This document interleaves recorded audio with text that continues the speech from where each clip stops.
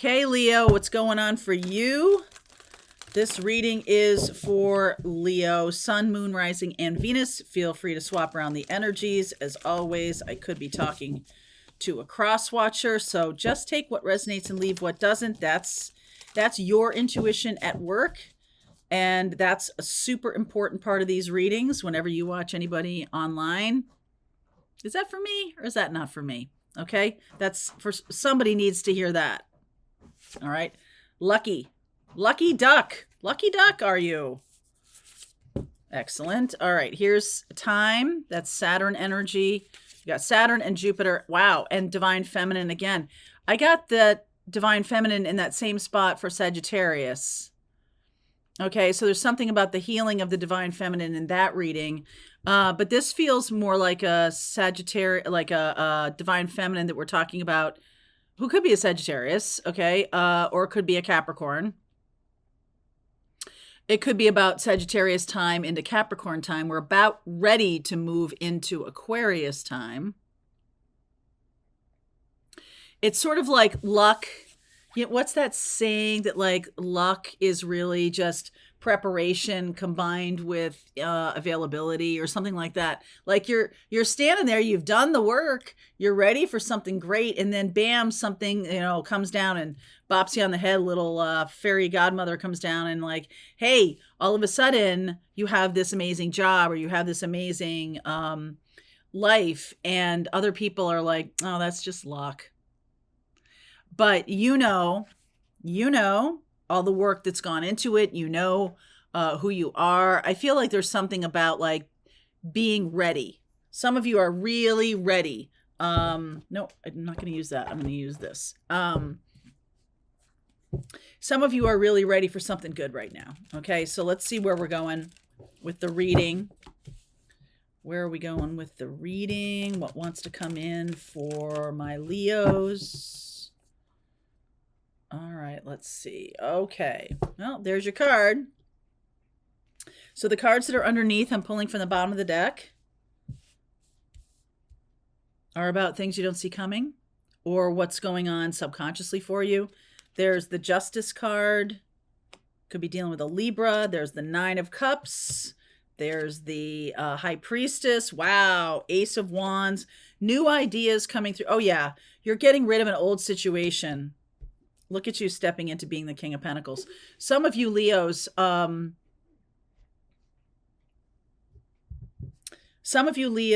are legally, some of you could be getting divorced and there's a windfall. Some of you could be getting rid of an old job.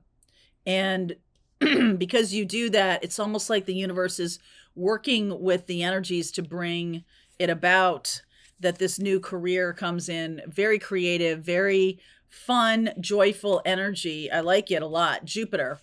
Okay, so take a look at where Jupiter is in your birth chart. It could be getting activated by any of the planets moving around. Whenever the planets sit right on top of a planet in your birth chart, that's activation energy. So something is being activated here. There's your card. So I see Libra, Cancer. Whatever it is, it's a wish come true. Okay, it's a wish come true, and you're ready for it. You are ready for this. Getting rid of an old life. I like that. Taurus here, energy of the Hierophant. Yeah. Seven of Wands. Knight of Cups. Some of you may be getting divorced, right? And that's where this old life is going away, or maybe have recently been divorced. And there's a new love coming in, although I think you may not think you're ready for this, but I feel like the universe is like, you've done the work. Maybe you've been divorced a long time ago. And you may not think you're ready, but I think the universe thinks you're ready. Four of Cups. See, you're not seeing that Ace of Cups. Who are you hanging out with? Some of you are really focused on a person that's not available. Page of Pentacles. The Star card.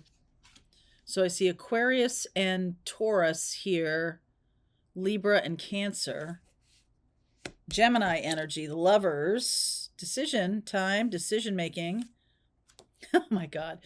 The Scorpio energy of the Death card and the Nine of Wands. I don't want to go back. I don't want to go back. I don't want to go back. Yeah. Okay. So some of you are really resisting a new opportunity coming in because you don't want to go back. You don't want to. I don't feel like some of you trust yourself to choose somebody who's not toxic. I feel like you think you're getting a person in a different, like a totally different person. Okay. So let's just say, making it up. Let's just say that you had a very toxic marriage. Someone, maybe you're married to a narcissist or something like that. Maybe that was your upbringing. And a new person's coming along and you just have no way of, you have either not done the work to prepare yourself or you don't think you have done the work to prepare yourself to make that discernment, the gift of discernment. And this is a skill. Okay. So this is about your own intuitive sense. We are working on that in Pathfinders in 2024, my Pathfinders group, about being able to learn to trust yourself. And your intuition is always telling you. But if you're not able to read your intuition or you're not trusting your intuition, this is the intuitive sense here, then you're either missing opportunities or you're taking everybody who comes along and just hoping that they're not the same pattern. I see the same pattern here, and I see an ending to that same pattern. It's like you've got to bring it. There's something subconscious here. There's something subconscious. It's a wound. Okay, so this is a wound around self-abandonment, around some kind of abandonment issues or some kind of wound, maybe a mother wound. I was talking about this today also with Sagittarius, and it can feel really shameful. Okay, there can be a lot of shame associated with this, especially if you're like, I'm gonna deal with exactly the opposite kind of person that, if my narcissist, if my, toxic person in the past was blonde hair, blue-eyed, surfer dude, and was, an alcoholic or something like that, and had lots of narcissistic tendencies and kept quitting jobs and making me responsible for all the bills and stuff like that, something along those lines, then the new person could be short with dark hair, not a surfer dude, somebody who is maybe the complete opposite in terms of personality, like in terms of how they show themselves to the world. Just a different kind of narcissist. And you keep picking that because what you're doing is your subconscious is wanting to heal that. But you don't do it. You just keep moving on to a new person, thinking that, okay, if I just leave it behind, that's good enough. But it's not good enough. And I just feel like it's time to face that. There's something about this divine feminine energy about needing to heal the divine feminine. All right. So there could be, there's a wounded feminine and there's a healthy feminine. There's a wounded masculine and a healthy masculine. We are at the final degree of Capricorn right now, which is father energy. And this can be a wounded feminine in you because of a father, because of your father, and how this could be a female Leo I'm talking to that is always picking different versions of her father. Okay. There's something like that. And I just feel like some of you, I can't stop myself from saying this, so I won't stop myself. Some of you are always picking unavailable people.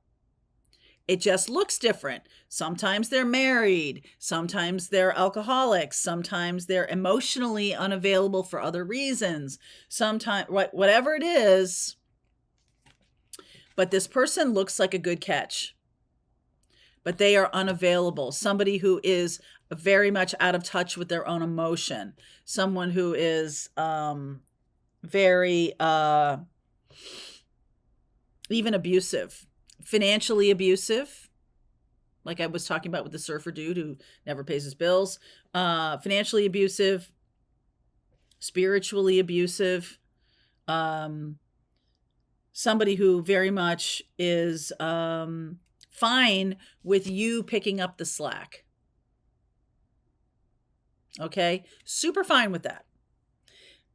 But I'm almost getting a feeling that you may have come to some kind of awareness about this. This Page of Pentacles is about, I want to learn about this. I want to learn. So remember what I talked about being lucky?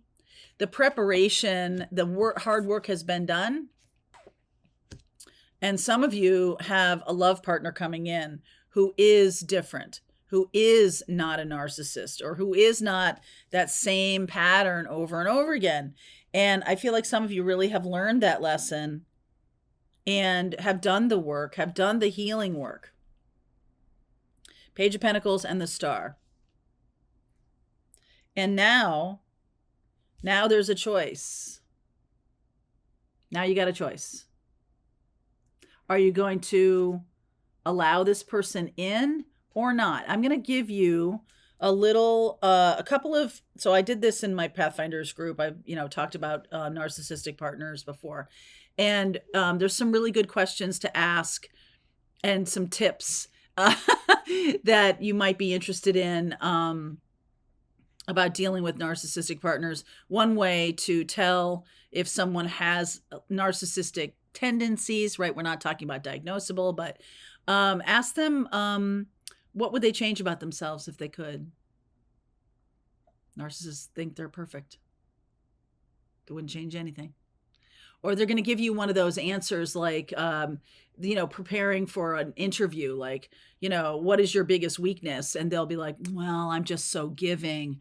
Oh, I'm just, I rescue puppies and kittens all day long and keep old people from slipping on banana peels and people, whatever, like this person. And you're just like, if you get a little eye roll when someone says that, there's a tell. That's a tell. So trust your intuition. I also feel like if you fall constantly for the romantic thing, then what you want to stop looking at romantic gestures. Instead, you want to look at how this person spends their time with you or not. Okay, so they could be somebody who like really messes up maybe a couple of times, and each time makes some big grand gesture to you, big, and each time you're like, well, they're saying they're sorry and everything like that. I feel like that's a red flag. So at the very least, that should slow you down. And I feel like this is the time where if you are dealing with someone who is emotionally unavailable, I think you need to, there's a good book called Mr. Unavailable and the Fallback Girl. I recommend that book a lot. So I'm going to continue on with this reading. I do feel like there is a change in the wind, and I feel like you have done the work to prepare yourself for someone who's not that pattern. And I like this King of Pentacles here. This can either be, Mr. or Ms. Right, okay, coming along, or you're seeing the pattern from your parent and you're making a different choice. So let's see where we go. I'll pull cards for each zodiac sign in the extended because you may not know who this person is coming in. All right. Link is below, Leo. If you want to continue with me, I'll see you over there. All right. I hope you enjoyed that video. If it was helpful to you, please consider liking this video and sharing it with anybody who might have a need for similar kind of information. And if you like this video, check out these videos.